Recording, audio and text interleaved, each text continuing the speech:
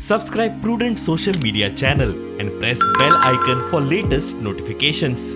The TMC came into Goa. I get the feeling they did not do their homework properly. They did not know what Goa is about.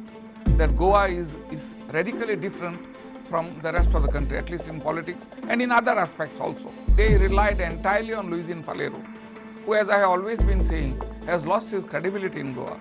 He is a spent force, and he probably jumped into the TMC hoping to recoup whatever he has lost. TMC cannot be public, Louisian cannot be public face. After New Dawn, there should be noon, and then there should be dusk. But it does appear that as of now, the Trinamool may move from dawn to dusk without attaining any noon at all.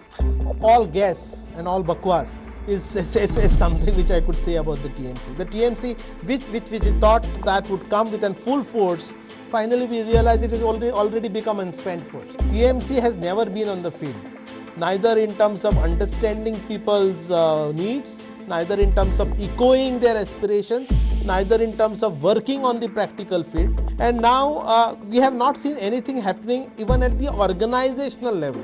So they could have at least built up the party with the kind of resources, the amount of money they have spent in hoardings, etc. It is just dying and it is just going as waste. Today TMC has become a joke, and all that big things which we expected from the TMC has become a storm in the teacup.